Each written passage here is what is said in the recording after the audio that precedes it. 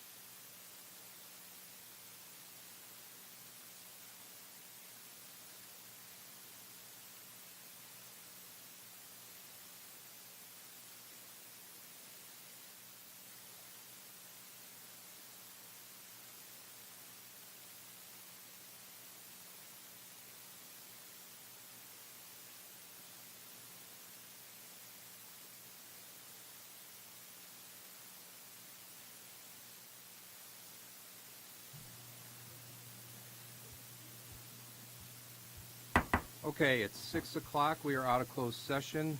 There's no action to take. Let's have a roll call, please. Mr. Gentry, Here. Mr. Guerin, Here. Mr. Troy, Here. Mr. Quagliano, Here. Mrs. Melendi, Mrs. Maiorino, Mr. Fleck. Here. We're all here. We have a quorum. Oh, and by the way, we suspended closed session, so we will be going back down there. I think it's time for the Pledge of Allegiance. So who's leading us today? Okay, here we are.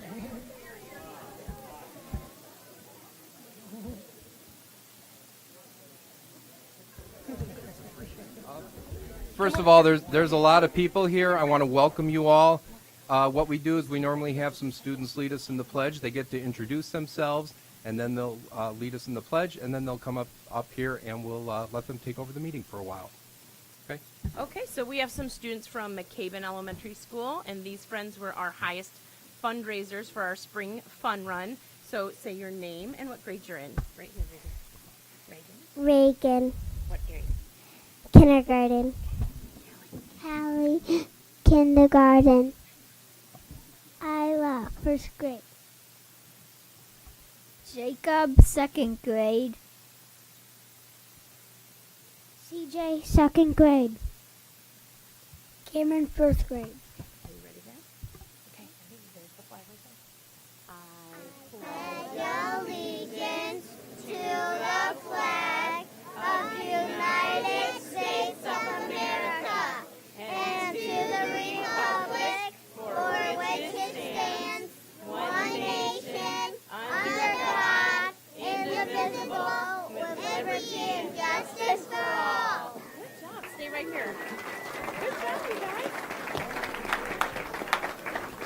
Okay, look, friends, Okay. we're gonna walk around and go sit on the fun seats up there. So sorry.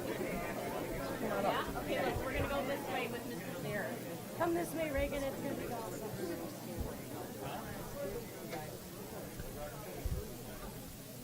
You can sit here, guys. You guys can sit here. Have a seat. And then we have a seat somewhere. Right here. You can just talk in a normal voice right to that microphone, okay? I'm going to put you right up there. Okay. This green light means that your microphone is on. There you go. Turn that microphone on for your microphone, okay? You're welcome. Be careful. There you go. This is on too. All right. Talk nice and loud in the microphone. And then if you want to talk, you can talk right in there, okay? All right, ready?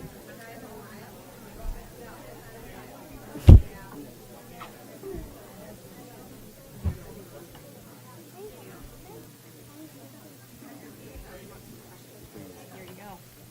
If there's any parents that want to come up and take pictures, please do. Here we are.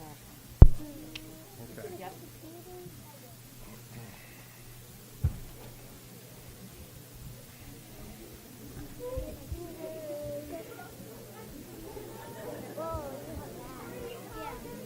No fair. Yeah, I don't know why they gave me. Yeah. Whoa, look at those. I don't know. That looks like jelly beans, but they're not. Hi, everybody. How are you guys? Good. Good. First of all, thank you for leading us in the pledge. I'm glad all these people are here to watch you do that. Got a big crowd tonight. Congratulations for being the top McCabe fundraisers for the PTA this spring. And who knows what the PTA is? The Parent Teacher Association. All right. Okay. Nice job. How does it feel to help your school? Good. Good. Okay. Anyone else? All good? All right. What are some other ways that you help your school? Anyone? Okay. By being kind. Nice. Anyone else? Yes. By raising money so we can get fountains to fill up water bottles instead of filling them up from the water fountains. Wow. Okay. Yeah. Doing the cookie dough fundraiser. All right. stop by here. We'll order some. Okay. What is your favorite PTA event that you get to participate in McCaben?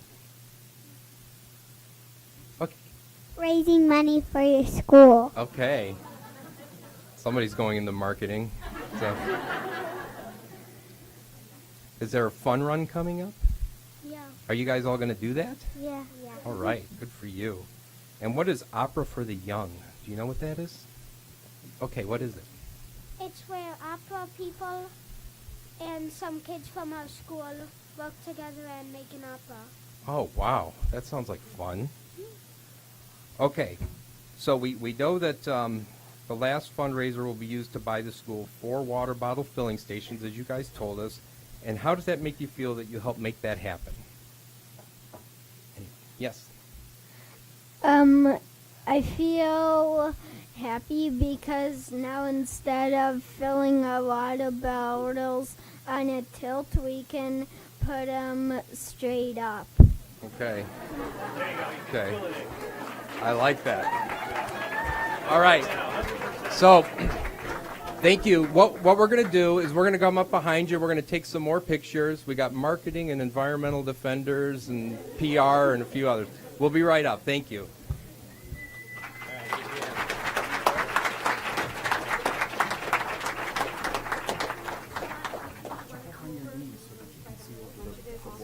Kind of get up on your knees on the chair. Put your hand up on your knees. There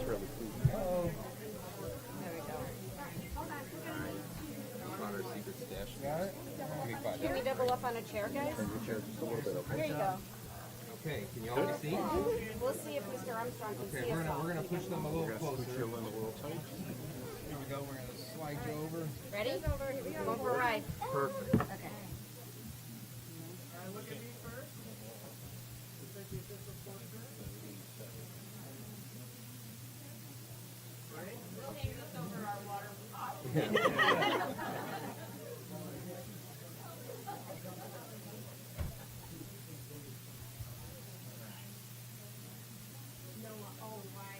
Great job, guys. Okay, Okay, good job, great job. Thank you guys for helping out here. Okay, here we go.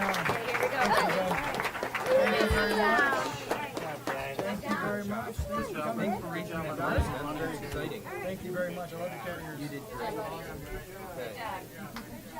Nice job.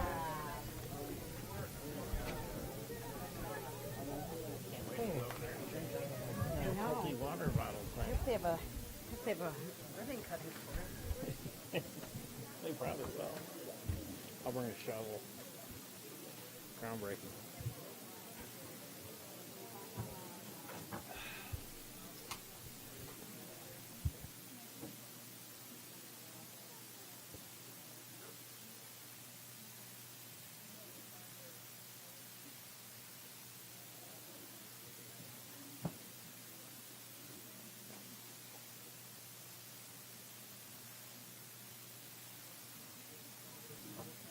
Okay, thank you.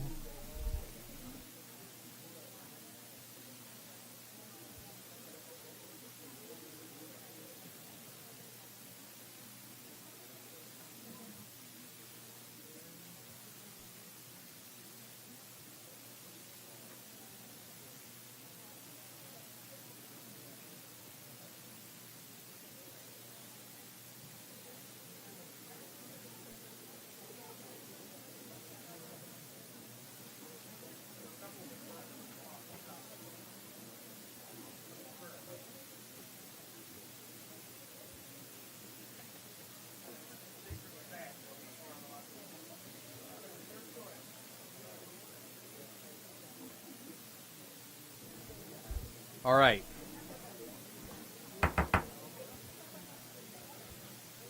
Okay. Again, thank you all for coming. We normally have a kind of a joke where I ask Mr. Armstrong if there's any public comment. He leans over and looks and says no, and then we move on. But that's not the case tonight. There's quite a bit of public comment. But before we begin that, I do want to cover a few points. I do want to address the issue of why everybody's here as well, to the extent that we can. And then we'll move on to that. Pursuant to the Open Meetings Act and our established policy concerning public comments, which is 2-230, we invite the public at all open meetings to engage in public participation. The policy states any speaker is limited to 3 minutes. You need to conduct oneself with respect and civility towards others, and otherwise abide by Board Policy 830, visitors to and conduct on school property. Personal attacks will not be tolerated, and information regarding specific personnel will not be discussed in public forum, and the person should follow protocol for discussion with the principal or superintendent on a private basis. Also, under the Open Meetings Act, we as a board cannot discuss matters such as employment, except in closed session under proper notice. We are bound not to respond to social media speculation on such matters, and as much as we would like to clear up inaccuracies, we cannot. We must follow Open Meetings Act and can only discuss according to the agenda and the items that are typically covered in closed session under the Act. Therefore, despite much social media concerning employment matters, the board is extremely limited in when and how it can respond and what action it can take. In an effort to clear up some misconceptions of the process, I want to speak generally about the board's role in employment matters. Under the Illinois School Code, the Board of Education really is involved in one specific hire or termination, and that is the superintendent. The superintendent and administrative staff then engage in hiring and termination of certified and non-certified staff. We do not participate in interviews, and we do not make hiring decisions. Rather, hires, terminations, resignations, and leaves of absence come to us for consideration and approval, and again, through proper board action under the Open Meetings Act, the published agenda, and under board policy, which I did see pop up on social media. We have 1,500 employees. The district then hires professionals to engage in the hiring process and in HR decisions. We're not about to sit in on 1,500 employment matters. That would be impractical, and it is not what any board does, whether it's private or public sector. Under the policy, we approve these employment decisions when they are brought to us in a formal manner. And again, no employment decision was brought to us. When controversial issues come before us, we can and will take information before an employment decision is made. But if somebody voluntarily resigns, we won't stand in the way of that decision. To state that the Board of Education fired anyone is simply false. Even so, when an employee voluntarily resigns, that is not tantamount to a termination, and unless and until that voluntary resignation reaches the board for approval, we are typically not involved. The board operates from the balcony. We look down, we have the professionals on the dance floor handling things day to day. That being said, the buck does stop here. Ultimately, we approve or disapprove of all decisions that are made when they are brought to us formally. And by the way, this is the committee of the whole. No formal action takes place at the committee of the whole. It takes place at the general board meetings. I was personally saddened by the way social media played out over this incident. The public did not have the correct information, and while there are pending investigations and charges, the public will not have the full story. But when social media is used to get out the cyber torches and pitchforks, we as a community do not look good. Horrible things were said about parents and students, and personal attacks based on limited or inaccurate information flew. Even when these comments are removed or deleted, the damage is done. We have a serious, very serious bullying policy at District 158. We have enough to prevent bullying between students. District 158 has an overall policy of all students always. We take that very seriously. No student is afforded any less protection or treated more harshly based on their social or economic stature,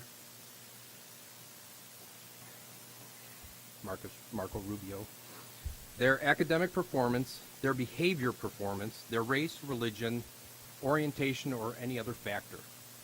All students means exactly that, all students. And no staff is given any more leeway because of their position or their reputation among students. The adults in the room are expected to act and respond in a certain manner, with that in mind and according to policy, law, and regulation. When that doesn't happen, then we have failed that student. And these are students. These are our students. They deserve to be free from harm, including those times when they are not acting appropriately.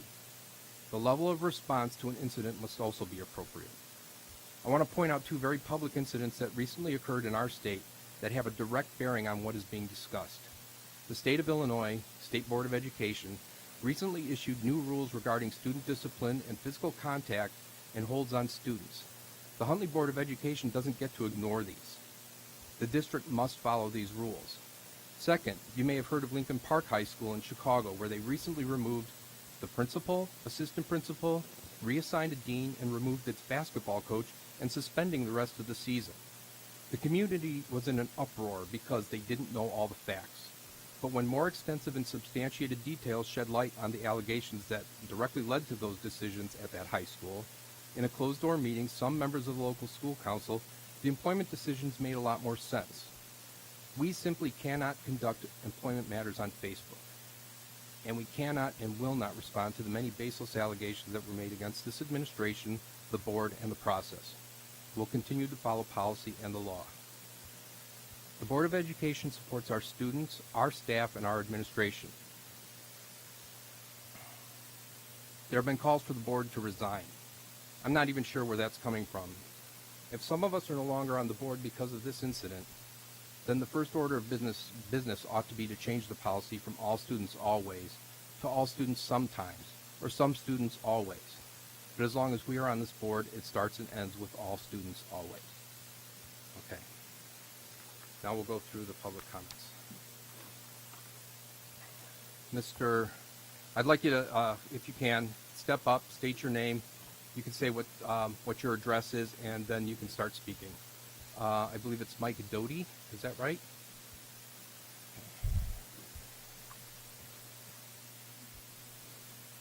Make sure the green light's on, sir.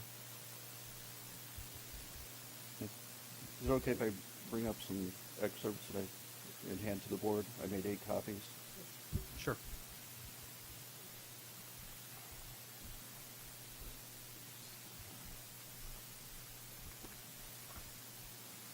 Thank you for allowing me to speak on behalf of John Wu and many of our close friends with him. I've been in the Huntley School District as a parent and as a coach for the last 22 years, since 1997.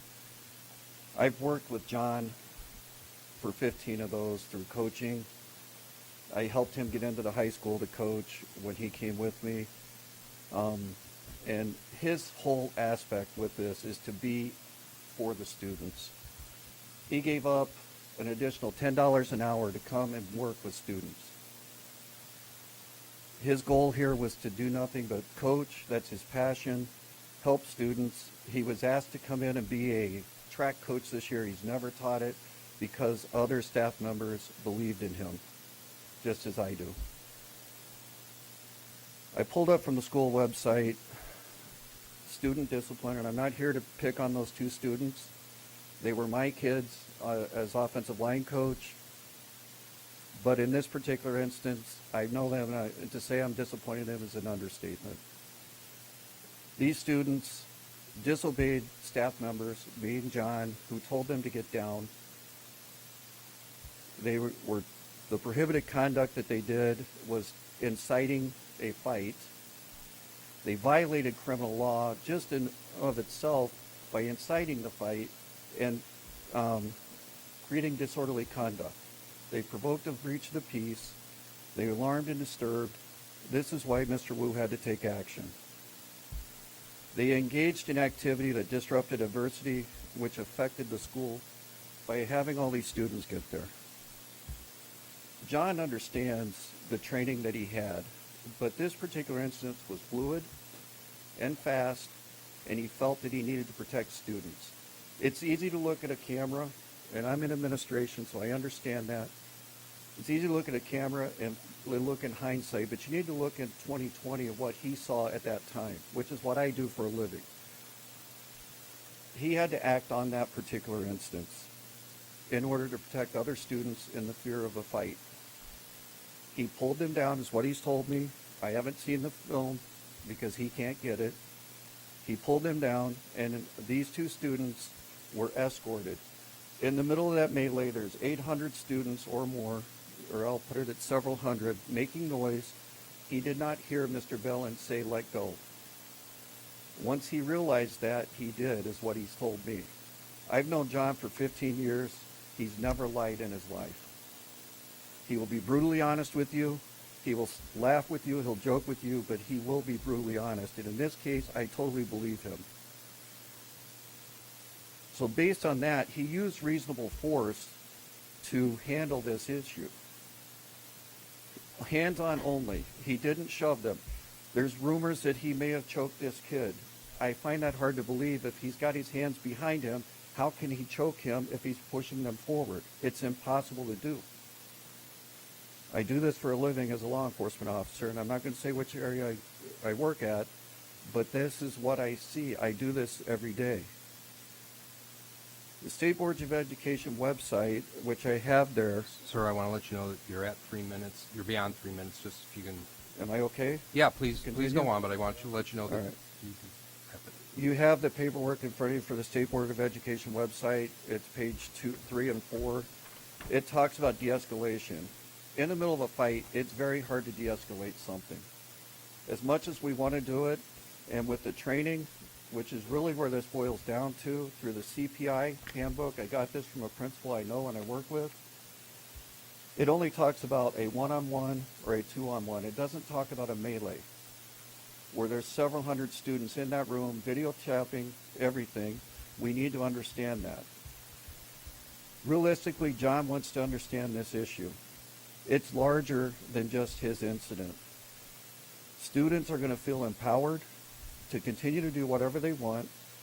Rumor and innuendo is already supplied that if he is let go, you're going to have students standing on chairs, on tables, in the cafeteria to stand up for him because they feel empowered. All right? And these rumors and innuendos are basically true because I know the deans just stopped students the other day with trying to do a walkout. These two particular students who were involved in this issue. Sir, I'm sorry. We got a lot of people talking. Okay. Go ahead. These students on Monday were listed as a parent excused absence for the first 2 hours. I was instructed by staff members who are afraid to come forward and talk because these two students were walking around the first 2 periods causing trouble in school. They weren't in class, and we've empowered them to that aspect. And every student deserves an education. I'm not saying they don't. But the State Board of Education allows you to discipline these students and possibly put them in an alternative school that is more beneficial to them. Everybody wants to hide behind the law in regards to what this could cost us in litigation. What is done right is the most important issue. That is what we're here for, is what is done right. You're facing litigation every day. Whether you remove Mr. Wu or not, there's still going to be litigation. Believe me, in law enforcement, there's litigation on us every day. But doing the right thing and standing behind these student and this gentleman who actually stood up for the kids to stop this issue and to protect them. Thank you. Thank you, sir.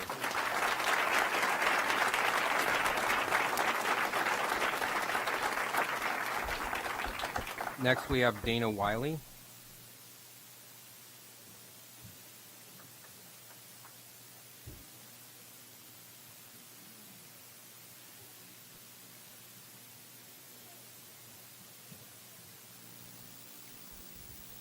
Hi, my name is Dana Wiley. I'm a parent of 3 students in District 158. I volunteer at many things for District 158, and I'm very proud of this district.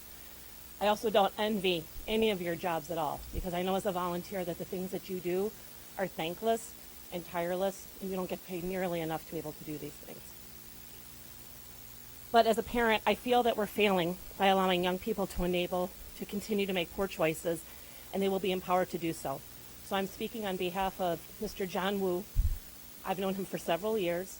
He's coached my children in football, and I've known him by volunteering through the school district.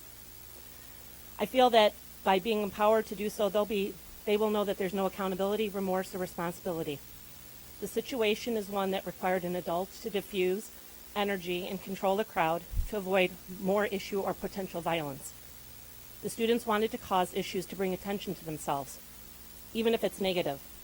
These students thrive on attention, and it's been that case for the past couple of years.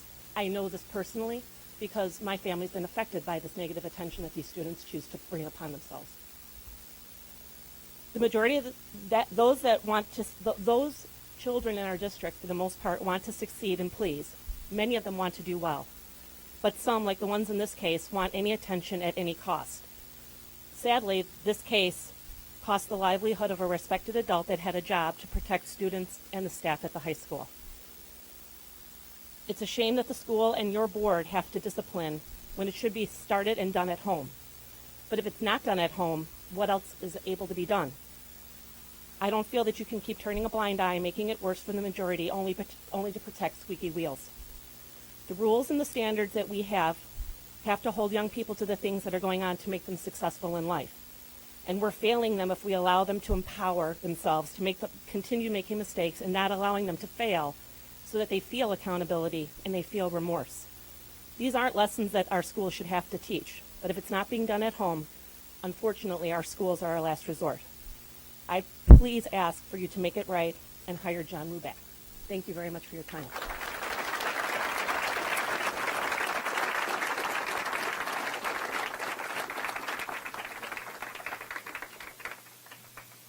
I'm going to apologize in advance if I get your name incorrect here, and that's for everybody on the list. Sue Hochmuth.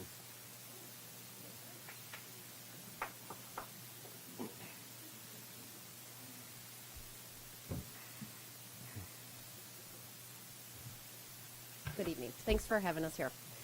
I'm kind of going to reiterate what I wrote on something on someone's social media site. I personally, my family knows John Wu. My husband has coached with him in the youth football league. My son has played with him at the Huntley High School football team.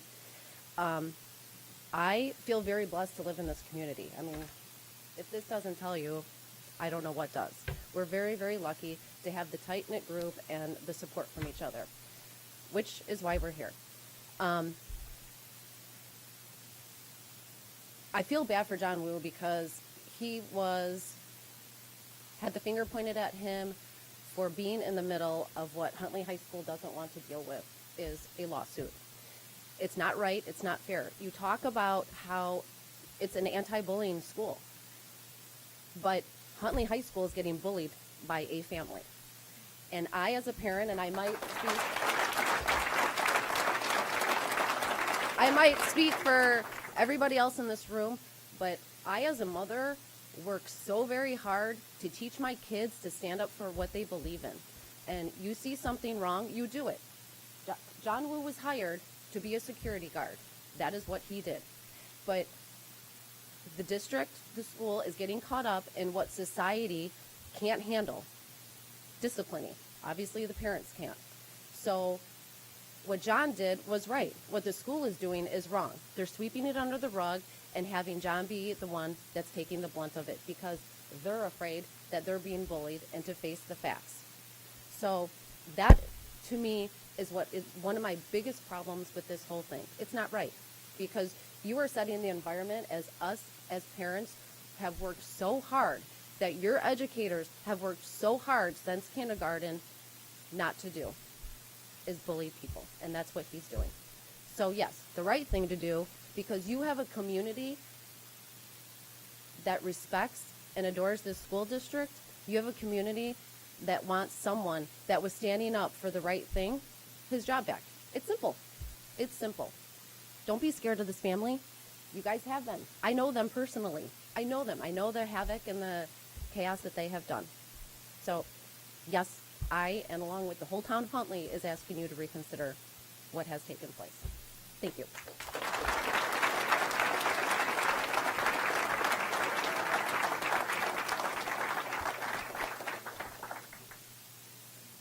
Chris Bayless.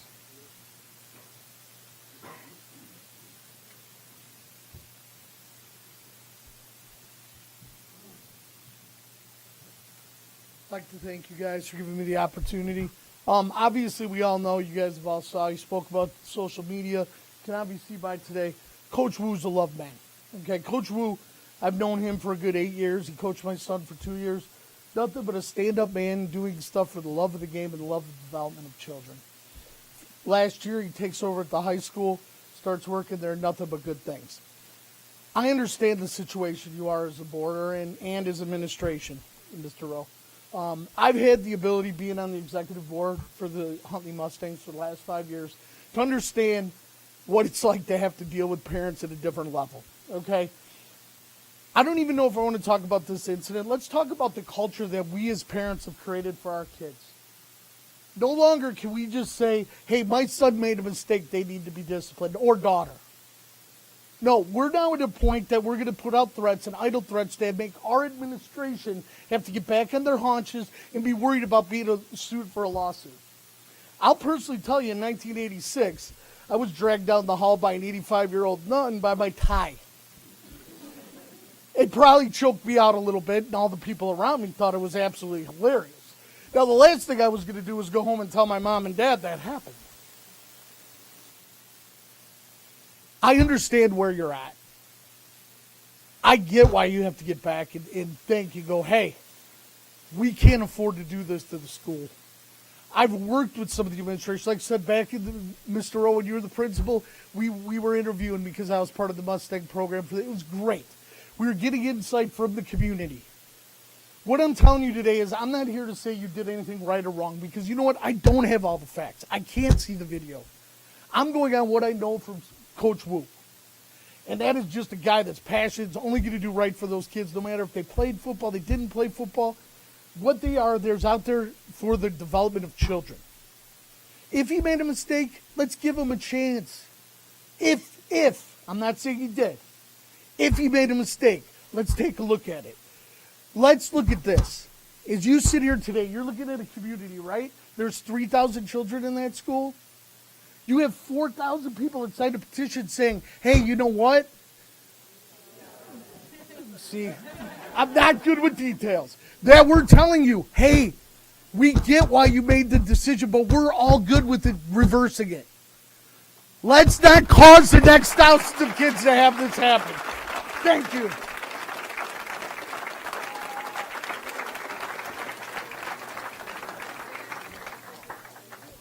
Thank you. Sydney Novak.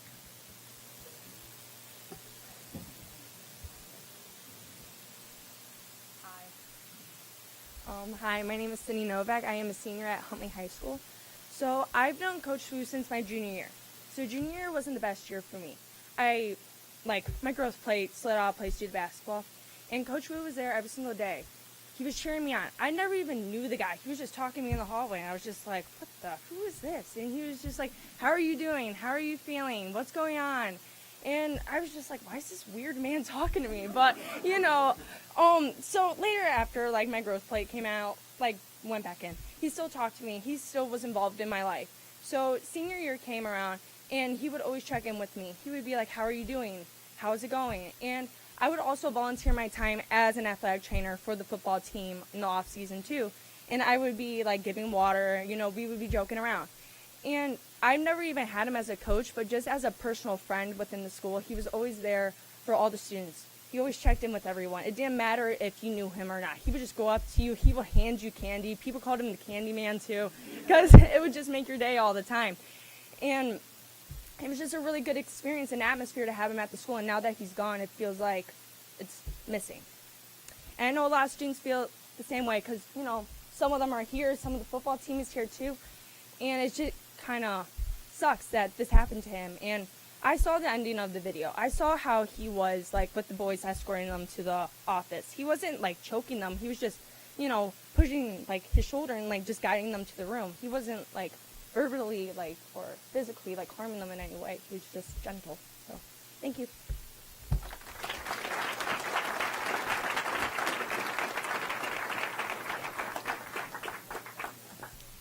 Amy Mahan?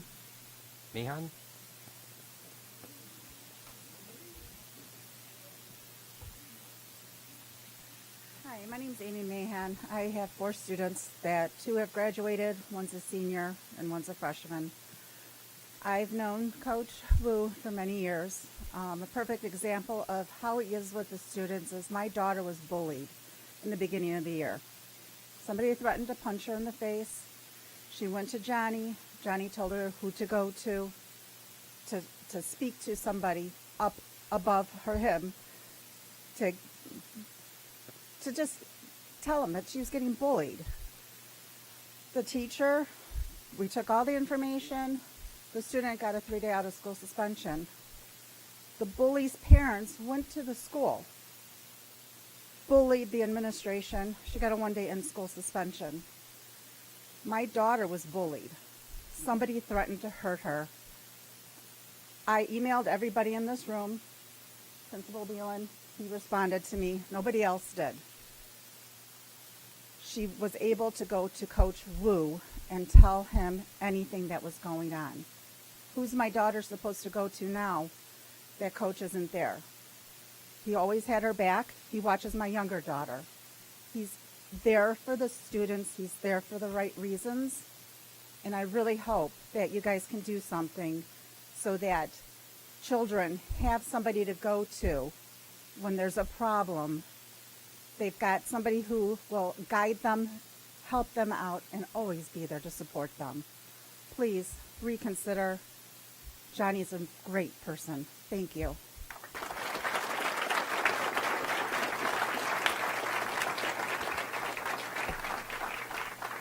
Thank you. Tim Grisky? Did I get that right? Tim Grisky? Okay.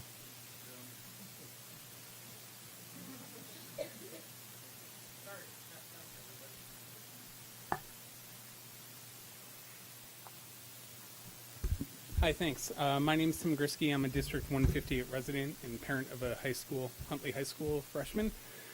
I didn't actually come here to speak about a single individual following the board policy, but since everybody else has talked about Wu, I'll just share with you my first impression.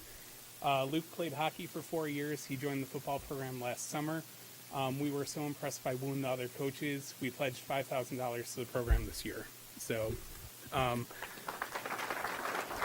that's the type of impression that he makes and the other coaches. I have a couple questions for you guys per the rules. Of what we could hear in your opening statement, I understand we support all of our students. It does not appear that we support our staff and teachers and educators. And what message are we sending staff today? Just last week, Superintendent Rowe sent out a message. We're cutting jobs due to reduced enrollment, which we had talked about. And if you work here, we're not going to have your back. So question one, I heard the reference to the State Board of Education rules about conduct and touching, but is the board, HR, and school administrators aware of the District 158 board policy that says you may use reasonable force as needed to keep students, school personnel, and others safe or for self-defense or defensive property? It's District 5-230. Okay, great. Question two. Does the board, HR, and school administrators routinely threaten termination to induce employees to resign before they have an opportunity to seek outside counsel? Not about any particular case, people. Just in general, do you do it? Just in general. Well, you know, I don't know how we can answer such a broad question, but I will say this. Members of a union do have union representation at these meetings, and they are represented. So as long as they have a representative, you'll threaten termination? Well, that's not a fair question. question. That's like asking, you know, when did you stop beating your wife? Okay. You're assuming that That is, everybody's... wait, no. Sir, That sir, isn't at all. Sir, you said threatening termination. Yeah. Do you Okay. threaten the alternative of termination No. if you No, don't resign? See, that's a two-part question, sir. Okay? Let me make it a one-part. Do you routinely threaten termination in lieu of resigning to induce people to resign? Well, I think if you heard my opening statement... We couldn't because it's so packed Okay, out there. let me repeat what I said about that. Great. The Board of Education does not sit in on these meetings. That's not our role. That's not what we do. So we're not there for those That's why the meetings. question said HR and administrators Okay, as well. Yeah, but you'll have to take that up with the administration. You can ask that question separately. You don't have oversight and governance of admin? Yeah, we do. But Okay. you're asking if we have if we have like micromanagement of admin and That's no board typical does. oversight and governance. No, if you, sir. No, you don't sir. know your I- HR look, policies. I don't want to Fair argue enough. the point with you, sir. What District 158 policies govern educator, staff, and student conduct other than D5-230? You know, I'll tell you what. I will talk to you afterwards. We'll go through the entire policy Okay. manual, and I'll go over every single point that covers that. Great. Last question. I actually heard a little bit of your opening. I didn't consider asking the board to resign, but given that you mentioned it as an option, if you can't send a strong message of support to our educators, perhaps you should resign. Thank you. Okay.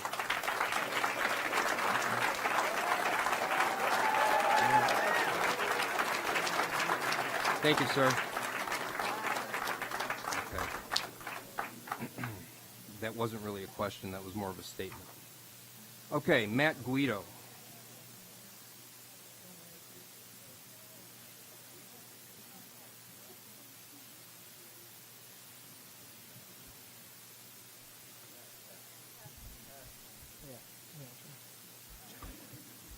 Good afternoon. My name is Matt. I am a former student of Hunley High School, and instead of addressing the situation that was at hand, I'm going to kind of explain on why Coach Wu was such an influential man in the school in a good way. So, when I first joined the football team my freshman year, I had the ultimate predicament of whether I wanted to play quarterback or defensive end. And if anybody knows anything about football, these are two completely contradicting positions. So, with that being said, as I'm getting my equipment, Coach Wu goes, "You really want to play quarterback?" I said, "I couldn't tell you, Coach Wu." And as the season progressed, he continued to advise me to move positions. And as I kind of went with the current, I finally took his advice and I moved to defensive end. If it wasn't for his advice to finally officially move to that position, I would not have played football for 4 years for this high school. And with all that being said, Coach Wu is a man that you very rarely ever want to see disappointed. Coach Wu is a guy that you make eye contact with in school, and you automatically smile because you know what kind of a guy he is. If you spend any time around Coach Wu, you know that he's the nicest guy you'll ever meet. He walks around with candy in his pockets, and he's one of the few voices that you can actually talk to that will sit and listen to you the entire duration of your talk. And I can probably speak on. I can't think I can speak on for all football players that we love Coach Wu. We as a family took in Coach Wu, and he has been one of the greatest people to ever join our football club. He stands on the sidelines, and everybody listens to him. Nobody bats an eye at him because everybody knows that you don't want to disappoint that guy. Because he's one of the few guys that you can always come to and talk to for anything you ever need. Coach Wu is a man that never dishonored anybody, and he always respected everybody. When one of my buddies came to him with a conflicting opinion, he helped reason with him. He helped understand why things are certain ways, and he helped understand why there are two sides of the story. I'm not going to sit up here and call out names and call for your guys' heads, because I don't think that's very right. In my opinion, I think what we should do is talk more about what great man he is, what a great of a man he is, and how he helps everybody in the school, from the people that feel like they don't have a voice to the people that think that they're hot shots. I'm an active supporter for all sports teams for our school. I show up to as many sports games as I can. I've gone to every home game that I've been able to go to for basketball, and I went to almost all the volleyball games. He is a guy that you do not disrespect because you know how good of a man he is. You don't go and betray what he has asked of you to do. He is a man that you sit and you listen to and you respect because he will always respect you in the same manner. Save Coach Will.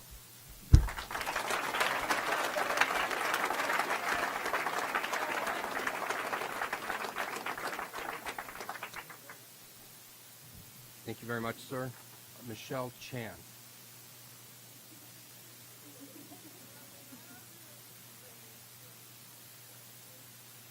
Sure. Yeah.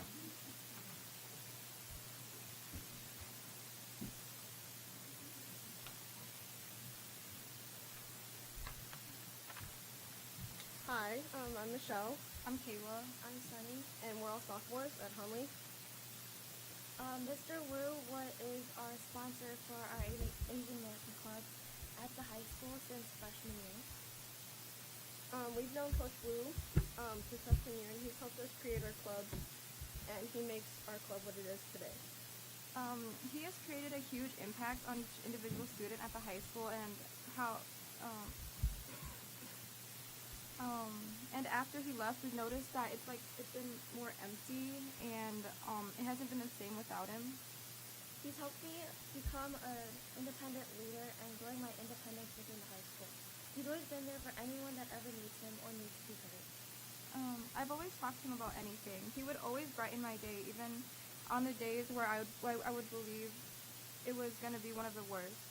These last few weeks, the school has felt more empty, and I've always looked around to go talk to him, but he was nowhere to be found. He's believed in me when I didn't believe in myself, and encouraged me to do anything and everything.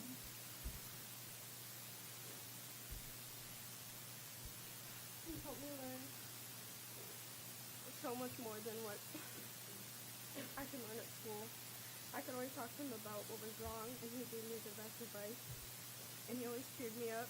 And these last few weeks of school have been one of the worst in my life. I wasn't there to talk to him.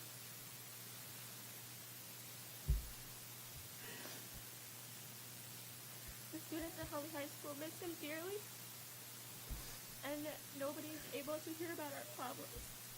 Mr. Wu was a man that you could speak anything about. If you had troubles at home or troubles with your grades, he was able to help you out in anything. He's a man of his word and has never meant to hurt anybody at the high school. He loves each student individually and hopes for the best of the high school.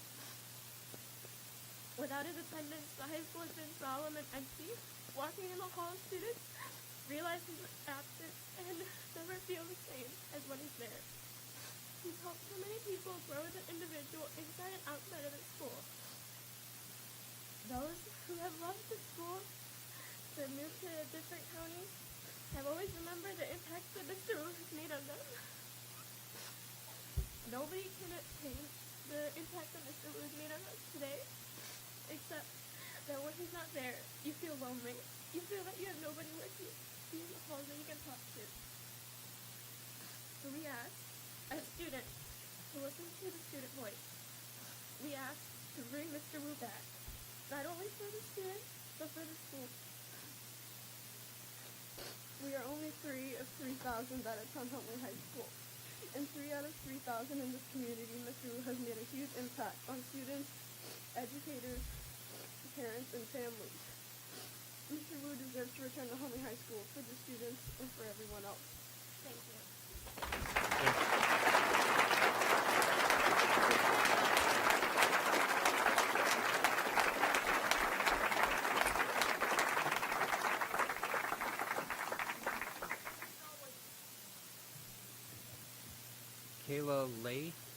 Kayla Lee?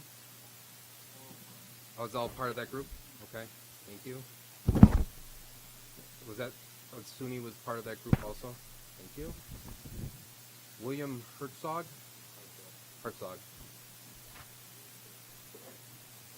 Good evening, members of the board. I talked to you guys tonight about a great man, a good man. As you can see, we have track members, cheerleaders, football players, people from clubs that knew him really well and taught him as a second father figure. And I don't know if any of you got to know him as good as I did, but to me, he was like a second father. I loved him like he was my own dad. Coming to school every day got better once I got to see him every day. Earlier this year, my brother's been gone for officially over a year in the military, in the U.S. Navy. And for the first year, it was really hard on me. Coach Wu realized what was going on in my life, came to me, talked to me every day. Every day I was at school, he'd come up to me, talk to me, give me a Jolly Rancher or a lollipop or something. But every day it was something new. He wouldn't give me the same Jolly Rancher or the same lollipop. He'd mix it up every day. So how it was handled is the main thing. I know I'm going to get looks at this, but I was friends with those two students. I was there during that incident, and the way Coach Wu handled it was the best of his ability. As a man who's in security, how many of you here have done security before for a school? Nobody? So to think that the way he handled it was a bad way, I believe he handled it the best way. And as you can hear, I was right there when he grabbed the two of them. He was not choking them. They might have been launching themselves forward to get away from him because Coach Wu is kind of a scary guy when he gets pissed off. Excuse my language. But That's their fault. They were the ones jumping on tables. They were the ones inciting a fight. So the way Coach Wu handled it was the best of his ability, the best that he was trained by this district.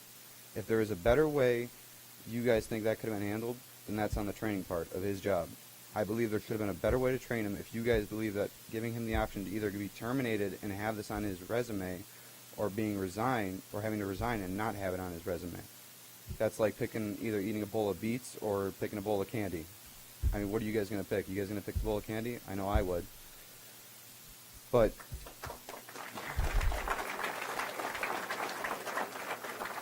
as you can see, to most of the people in this community, he was not only a coach, not only a friend, but he was a father to some of the adults here. I mean, as you can see, how many of us are out here, we all loved him the same.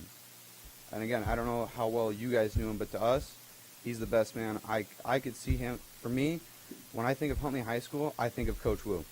I think of all the happiness he has brought to that school, and I think everything he has done for every student here. He has helped give every student a voice in times of need, and I believe what he has done for this district and for this town is amazing. And for one of the students who he grabbed, he raised money for that student for an open heart surgery.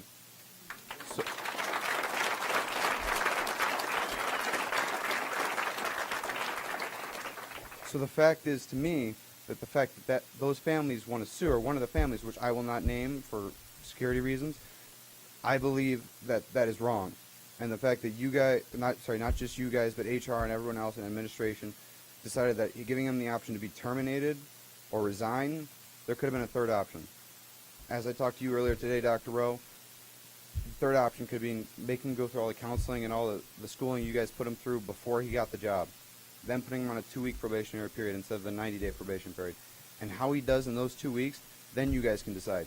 Instead of just giving him the two options to either get kicked out or walk out, there could have been a third option in this case. Thank you.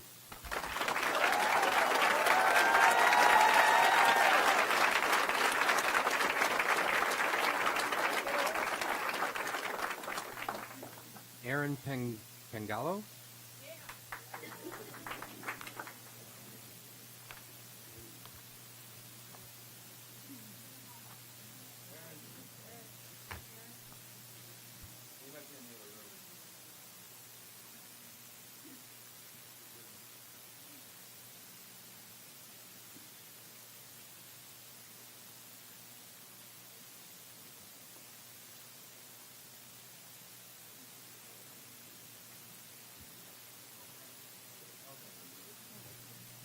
Okay, the person that conceded his time, Chris Jenke, why don't you come on up and have your words, please? Good evening. My name is Chris Jenke. I have 4 students that either have attended or are attending District 1 School 158. Just by what everybody's saying, Coach Wu is not only a security guard, he's a teacher. He's a guidance counselor. He's everything underneath one roof.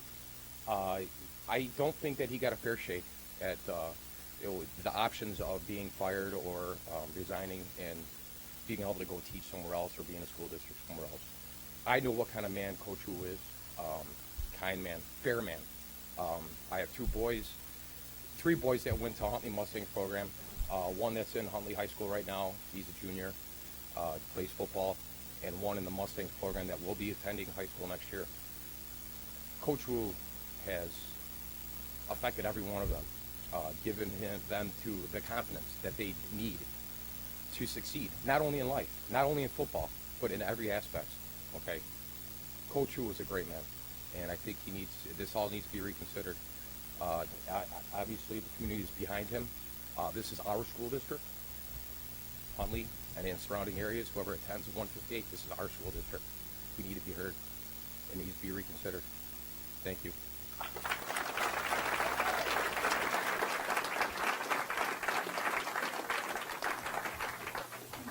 You must be Aaron.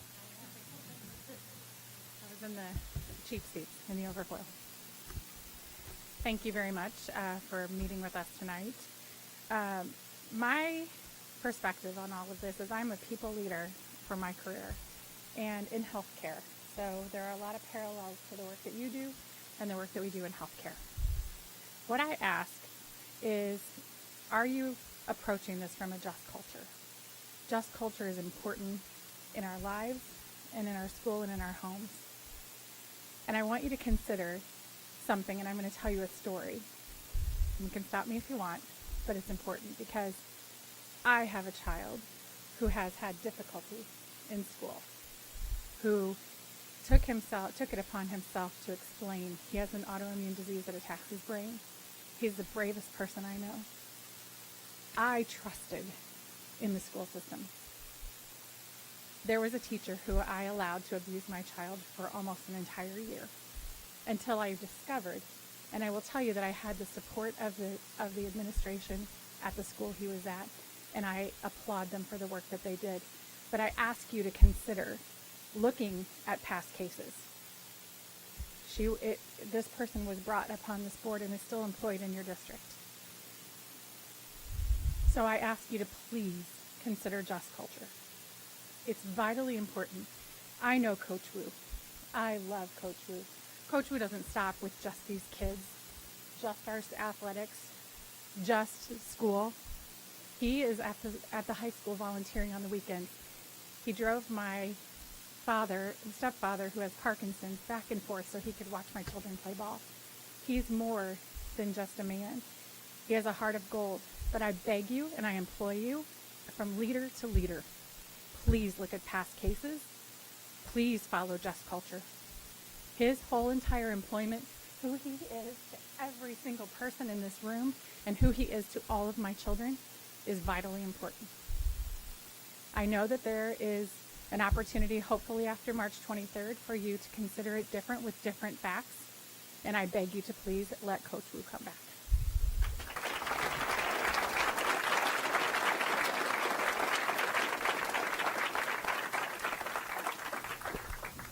I want to thank everybody who spoke. I want to thank everybody who came here today. We as a board take this very seriously. This is what First Amendment's all about. Freedom to assemble, freedom to speak your mind, to have what you have to say, and it does not fall on deaf ears. I want you all to know that. So thank you all for coming. We will take this into consideration as we move forward. Thank you.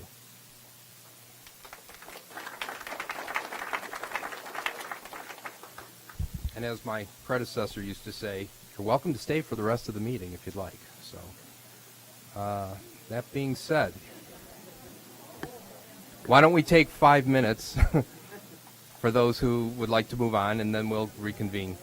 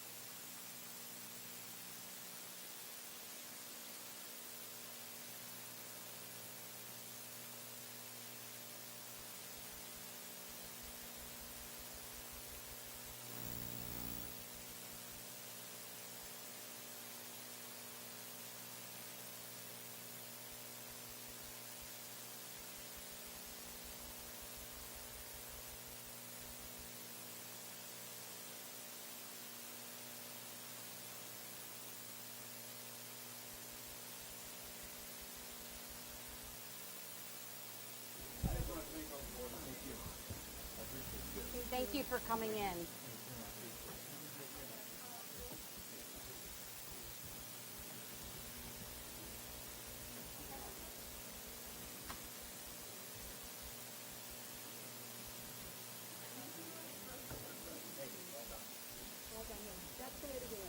Yeah. You did a good job.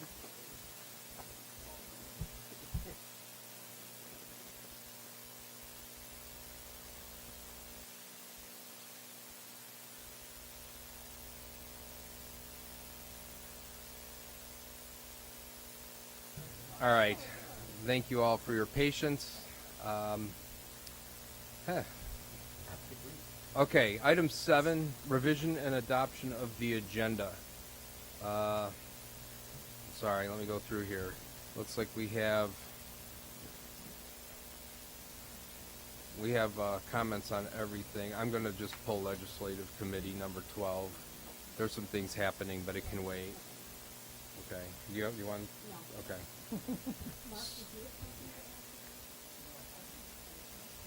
We good? Okay. That being said, is there anything that needs to be revised or pulled or adopted for the agenda? Okay, there being none, then I'm going to make a motion to adopt the agenda with the removal of item 12. Is there a second? Second from Ms. Melendi. All those in favor say aye. Aye. Opposed? Okay. Moving on to curriculum. Let me turn it over to Mr. Guerin. Thank you very much. 8.1 is the Vanguard Vision Competency-Based Education Update. Dr. Schlichter. Thank you very much. So as you know, there is a strategic plan target related to scaling our Vanguard Vision program into year 3 for next year. So it's kind of hard to actually believe that we're already scaling to year 3 because it feels like just yesterday that we proposed the program. But we're doing well. And we have just a couple of metrics there. We do have a number of success metrics that we are measuring, and one obviously is enrollment, student progression, many pieces. But just as a brief update, we are looking at our enrollment. You can see there on the sheet, students have already registered for year 3. So our 8th graders, we've done the recruiting and expressed interest and set that registration. We have our 4 year 3 teachers identified, and they're busy working with our current teachers as well as high school administration and coaches to get ready with professional learning and design those competencies and curriculum. So all systems are go. We are on track for year 3, and this is by way of a sort of a formal update, but next, our board meeting here in March, you will have the pleasure of hearing an academic spotlight from the people who really matter, which is the teachers, kids, and possibly even some parents, talking about what they've learned. And I can tell you that I have heard these kids speak, I've heard parents speak, and is absolutely awesome to hear how folks describe the impact the program's having on them, so we're looking forward to that. With that, I'll take any questions. Go ahead. What is you and you might not have this. This might be for next time. But do we have numbers on the retention rate? How many students are returning students? How many are dropping off after that first year? Yeah, so we're monitoring that very closely, and just as a general, don't quote me on the exact number. So if you look at that class of 22 was our first year. That class began with, I'd say, right around 100 or slightly under 100 students, and then at different points, sometimes early on, sometimes after the first year, the counselors and the teachers really work with the kids and the families just to say, is this the right spot? Is this working? And really, I think I've been very impressed by Mr. Beelan's team and how they have managed to discern the difference between someone who just needs that adjustment and support, and it's still the right place for them, versus someone who might do better in a different setting. So that really is about, when you see those numbers sort of staying stagnant, I will tell you it's a number that we watch closely in terms of what the starting is and then what the retention is. Right now, since we don't have our first graduating class yet, so that retention number, that students on track number, is really one of our most important success metrics to monitor the health of the program. But we're seeing about that trend. So we might be maybe 8 to 10 students if we have that fluctuation in a given year. That seems after 2 years to be normal, and maybe that's something we can aspire to change a little bit as we go along. But that's about where we are. Mm-hmm. Any other questions? Mr. Troy? On the incoming level, how would you assess the parental buy-in, or were there hesitancies on the parents' part as they learn more about this, or how did that go? So actually what we found is, and Mr. Beeling can also share a little bit too if I miss anything. So we do some parent recruitment nights and student recruitment nights, as well as go to, Mr. Beelan actually broke out the hoverboard, I believe, at Marlowe, was that right? In the lunchroom, so that was super popular. But essentially when we speak to parents, and I think we all have, in terms of having students or parents express interest, and then we call them and say, hey, let's talk more about this. What are your questions? There's actually not been hesitancy. We try to be very upfront, just like with any special program, to be very honest and say, this is what the program is. If you don't think it's for you, that's okay too. And I personally made quite a few of those calls, and I'd say with almost no exception, the parents that feel it's right for their kids are extremely excited, because they're starting to have that message grow about really our HOWLs, our habits of work, life, and learning, the student agency, student self-discipline, responsibility. The students, when they talk, they use the word ownership a lot. I wouldn't be surprised if you hear that at our next meeting. They talk a lot about how they think about their own learning, and they own it, and they're responsible for it, which that's what we need, right, going forward. We even hear that at our strategic planning community sessions, right, is that those attributes are some of the most important to our community and students. So it's actually great, and I know Mr. Beelan, myself, Dr. Rowe, as those of us who are kind of shepherding the program, it's just very gratifying to hear all of that coming together. Mm-hmm. Any other questions, comments? All right, thank you very much. We will move on to number 9, Finance Committee. Mr. Quagland. Okay, 9.1, we have our purchase orders and press checks, accounts payable, and disbursements. Any questions, concerns related to those 4 items? Nope. Okay, we'll move that forward to the board. 9.2, monthly fiscal updates. Mr. Altmeyer. Thank you very much. In front of you, you do have the fiscal update. Only 2 items to really note. I did want to let the board know that we had the opportunity just a few days ago to meet with Senator DeWitt regarding, that was Dr. Rowe and myself, to meet with Senator DeWitt regarding several issues, but one of them being Senate Bill 1043. That's the Certificate of Error and PTAB bill. And so we think positive news there after the primary. Hopefully some things will get done down in Springfield in this, maybe one of them on the House side. So talk to him about that, as well as Medicaid and the free care and where we're going with that. Just to give the board an update, we were moving along pretty swiftly, pretty well with HFS and the executive director of the Medical Program Division. and he didn't respond to me for 2 or 3 weeks, and I found out, well, he's gone. He was only there for a year, so we're now starting from scratch and starting over with a new deputy that is kind of taking over that medical program division, and so hopefully we can get some traction and movement there. And if we can't get it at the HFS level, that's why we talked to Senator DeWitt about that, to see if we can move something legislatively to make sure that department is moving in the right direction to help Illinois school districts. So that's that.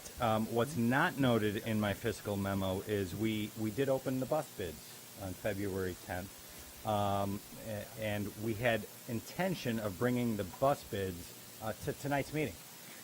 We had three different vendors provide bids on propane buses, as well as diesel buses, gasoline buses, as well as wheelchair buses.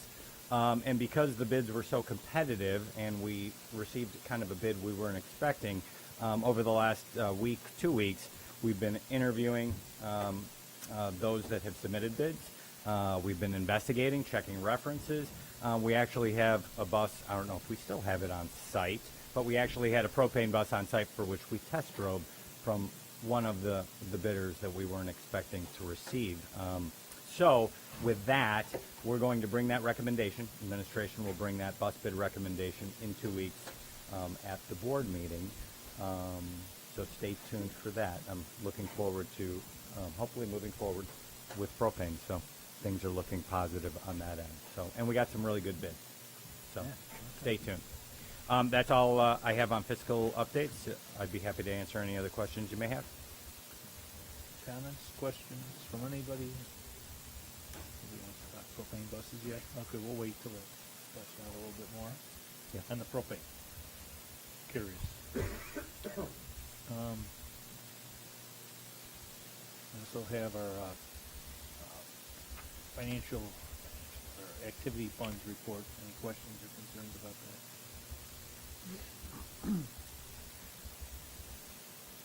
All right. Item 9.3, our revenue and expenditures report. Mr. Altmeyer. Thank you very much. You have the January 2020 financial executive summary in your packets. Pleased to report that the district is continuing to track within budget, with probably only health insurance really having the possibility of tracking over budget. We continue to monitor, and we're working very closely with our broker. We received a new list of large claims in the pipeline, some of them extremely large, obviously, that are exceeding our stop loss of $165,000. So as noted within the memo, our year-to-date stop loss credits that we're receiving, the amount for which has gone over $165,000, is at an, I don't want to say an all-time high, but it is at approximately $900,000. So what that means is Blue Cross Blue Shield has paid out $900,000 on our behalf on the insurance for which the premium on that insurance last year was $625,000. So what that tells you is next year and the following year, our premium for stop loss is going to continue to go up. This past year, we had open enrollment starting in January. That premium went from $625,000 to $854,000. And knowing where we are on stop loss credits, because of the headcount on it's experience, it's how many continued large claims are in the pipeline that they know are long-term issues, not just one medical issue that they know is going to go away. So the underwriters obviously look at that very closely. So that being said, right now we're tracking within budget on health insurance. But again, we still have a lot of large claims in the pipeline, and we'll continue to monitor that. Other than that, all items look very consistent with prior year. Health for a second. Yeah, I'm so sorry. The stop loss credits. Yeah. Are they already credited in full, or is there, out of that 890, is it already subtracted from this year-to-date number? Yeah, it's already subtracted from. It's not included in the year-to-date number. It's subtracted. It's already reduced the out-of-pocket for us. Correct. Okay. Correct. Go ahead. Yeah. So with that, if you look at the dashboard, all amounts are either consistent with prior year or tracking with budget. So no concerns there. I'd be happy to answer any questions you may have on the January financial executive summary. I have none. No, you've answered everything. Okay. Anything else from anybody? Curious about anything? Okay.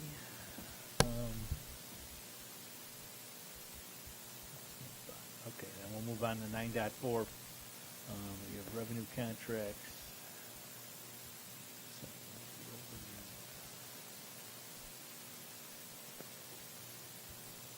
Okay, so we have two organizations doing two different fundraisers. Any questions or concerns about those two? If not, then we will move those forward to the board for approval. The 9.5 extracurricular committee recommendations. Mr. Altmeyer. Thank you very much. On an annual basis, this is standard operating procedure. The extracurricular committee meets to review athletic and extracurricular stipends. The committee makes recommendations to remove or eliminate stipends for which there is decreased involvement. The committee also makes recommendations to add stipends, whether they're new clubs or they're clubs or athletics that may have a significant increase in the number of students being involved. So for safety and supervision reasons, they make the recommendation to add an additional stipend here or there. This year, the recommendations are primarily, the majority of these are Tier 1 recommendations, and they include athletic stipends for both chair and track, because we have a situation with chair and a situation with track for which those are really have become kind of two-sport, two-season type of events, if you will, activities from chair to track and field. And the committee is making recommendations to add additional stipends to be more in line with, what we're seeing in the Fox Valley and all school districts around us. Most school districts that have an indoor field house, for example, this is a perfect example. When we received the indoor field house, our indoor track coaches, we quickly went into gear to host a lot of indoor meets. I was a little surprised. We host 8 indoor meets, and so our coaches and our staff are extremely busy during the indoor season, which we now have an indoor season, and an outdoor season. But meanwhile, they have only been receiving an outdoor stipend. Same thing with chair. Chair is one of the longest seasons. There's a fall season and a winter competition season. But today they only paid one stipend, whereas all districts in the surrounding area, and really in the state, are paying 2 stipends, different amount stipends for chair. So that is being addressed here. On the club side, the extracurricular side, the extracurricular committee is also making recommendations, as we always do year after year, to add additional stipends for clubs that need it, and or new stipends for clubs that have been in existence for several years for which they feel should be stipended positions. So I wanted to present that as this is the extracurricular committee recommendation. Administration I feel, to be honest, at this point in time, based on where we are with the budget, and we've yet to present the budget to the Board of Education. We know where we ended the year with our 5-year plan last year. The unknowns that are currently going on at the state, and there is a lot of bills, I'll refrain from adjectives, there's a lot of bills out there, property tax bills and other bills that would really negatively affect the district that we have to monitor, we have to watch. And the fact that we have not finalized collective bargaining, I'd like to make a recommendation to the board to hold off on approving any of these until a later date. But I would encourage the board to These would be discuss effective for that. next year anyways, right? These are not anything that affect this year. Correct. They're all for next Yeah, year. I would agree with that. There's no reason to jump to a decision tonight on something like that. That should get pushed out. Go a little further along, knowing some numbers financially and even through the bargaining. So I think that's kind of Makes sense. Yeah, I agree. I wish we could, but it's premature right now. Right. There's nothing. Yeah, there's nothing wrong with what's being presented. It's just a matter of waiting on some more some better information to be able to make that And decision. these are all rate changes, not additions, right? Well, no, there are several additions from the chair to track, and then there's a lot of new additional stipends such as police explorers, you know, the Gay Straight I Alliance think it'd Club. just be There's a lot of prudent to clubs wait. on here that also are very new that have been in existence for many years that we feel, that the committee feels as well, are very good for our students. Yeah, but fundamentally, we're pretty good with everything there. Too soon to approve something like this. Does not approving it like impact the ability to get the right people in place? No, Is it for because next we have people in place for all of these clubs Yeah. that, as they've been in existence for several years. They just have not been stipended positions. Right. Normally with the committee, when we're reviewing new stipends, especially at the middle school or high school, they have to be existing clubs or extracurriculars. So I guess I got corrected, but there's no additions on this, or additions? I don't know if I was reading it Additions. right. Oh, these are all additional stipends. No additional people. Oh, no. There's In other words, changes of rate, not addition of people. addition. How do I answer that? It's their additional stipends to the district, possibly for additional people. Okay. Yes, It's both. Okay. it's both. Gotcha. So the question would be, can you get Trick the question. people? We have the people already doing these things, and they're managing these clubs essentially right now for nothing. They've been they raise their hand, Okay. they volunteer, I gotcha. I they gotcha. say, So it's I not want to new. manage and run the Gay Straight Alliance Club. I want to manage the Said technical in theater my club. word lingo, there's existing people at a 0 rate moving to a positive rate. Yes. Gotcha. Thank you. You're on board. Gotcha. Thank So you for I'm helping. I'm curious from the music side of this. Are these after school things, or are they just duties in addition to regular classroom stuff? After school. After school. Okay. Thank you.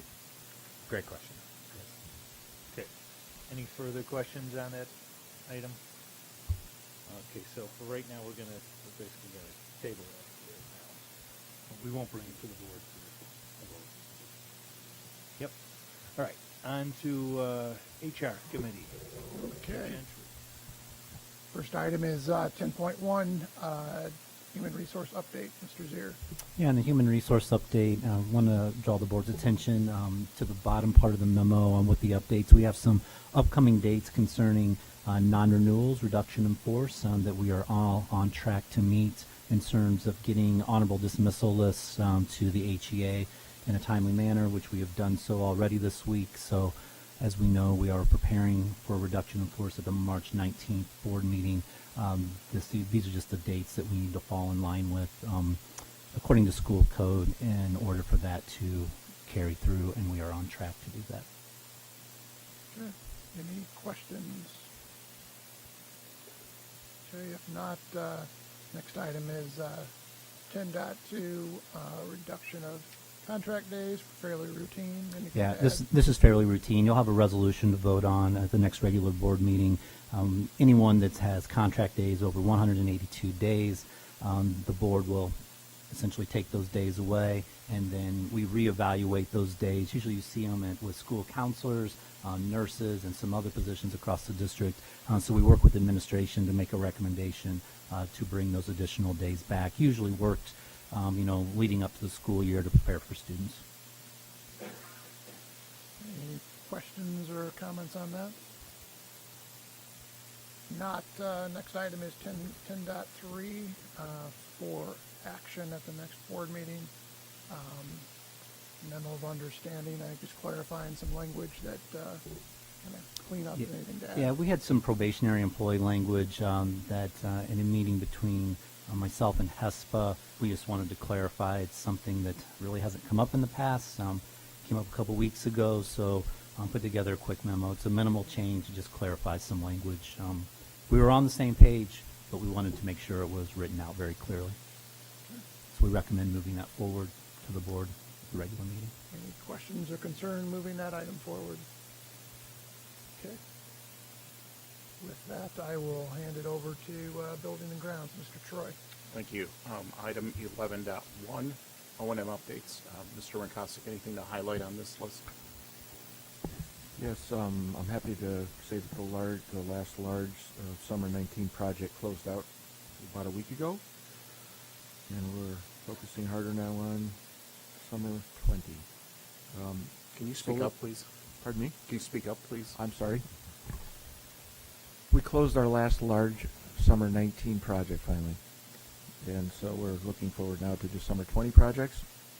The only other thing I want to mention is that the solar project, we're at the point now we're starting to go through a process of electrical shutdown of campuses that tap into service, and that is Square Barn campus is scheduled for Saturday, March 14th shutdown. It might be the first of a couple, might not, depends how things go, but we're still on track for commercially operational in April's expectation from our partner. Be happy to answer any other questions. Any questions from the committee or the board? All right, thank you for those updates. 11.2, Huntley Fine Arts Edition update. Anything to highlight on this report? Interior finishing is going strong right now. There's a lot of traffic inside the addition and tie-ins to the existing building right now.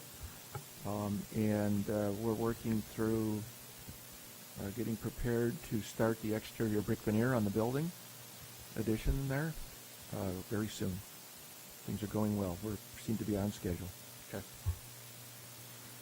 Questions from the committee or the board?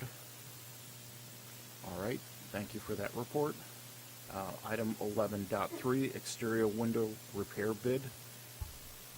This is a project that's been presented in the August budget for capital projects for the coming year, and I'm pleased to tell the board that we are well aware of this company. They were referred to us by one of our forensic engineers when we were investigating the problems with these window systems. They were involved as an assistant to the forensic engineer when investigation was done to determine what the proper fix was for the development of this bid spec. And we're very pleased that the numbers came in what we appear to be well under budget. Okay, thank you. Any questions from the committee or the board?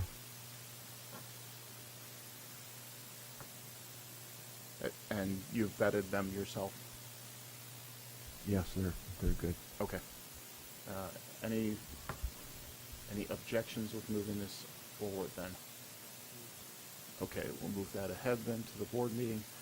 Item 11.4, the through-wall flashing replacement bid, please. A lot of bids here, and I know there's a broad spread in the numbers.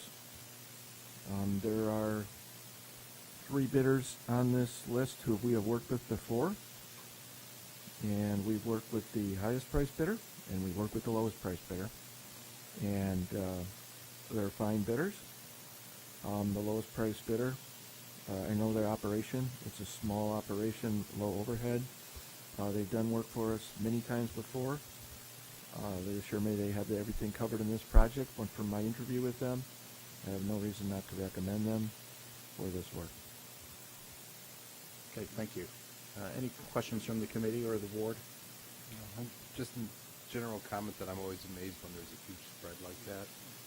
But if you worked with them before and you're familiar with them, fine. They've done this kind of work for us before too, exactly like this in other buildings.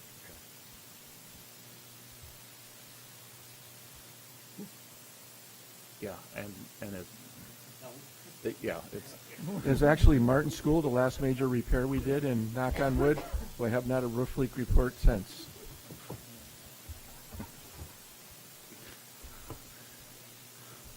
All right, any objections with moving this forward then from the committee? All right, we'll go ahead and move that ahead to the board meeting. We'll turn it over to Mr. Fleck for, I guess, the Board of Education section 13. Okay, yeah, 13.1, there's some minutes. Is there any comments, revisions to the minutes that are presented? Otherwise, plan on moving those forward. Okay. There being silent, we will move those forward. Okay. It's now 7:30. I will make a motion to resume closed session. Is there a second? Second from Ms. Melendi. Let's have a roll call. Mrs. Maiorino. Mrs. Melendi. Mr. Guerin. Mr. Fleck. Yes. Mr. Quagliano. Mr. Gentry. Yes. Mr. Troy. Yes. We are in closed session. Thank you all.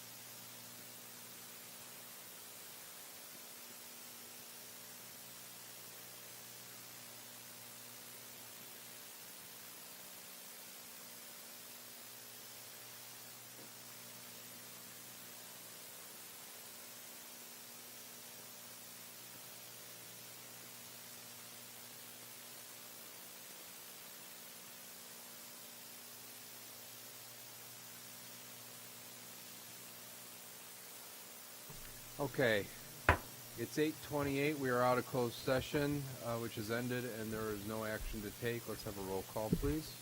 Mrs. Melendi? Here. Mrs. Maiorino? Mr. Guerin? Here.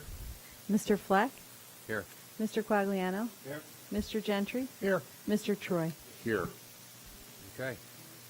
There being nothing else, it's still 8:28. I make a motion to adjourn. Second from Ms. Melendi. All those in favor say aye. Aye. Aye. Opposed? No, nobody opposed. We are adjourned. Thank you.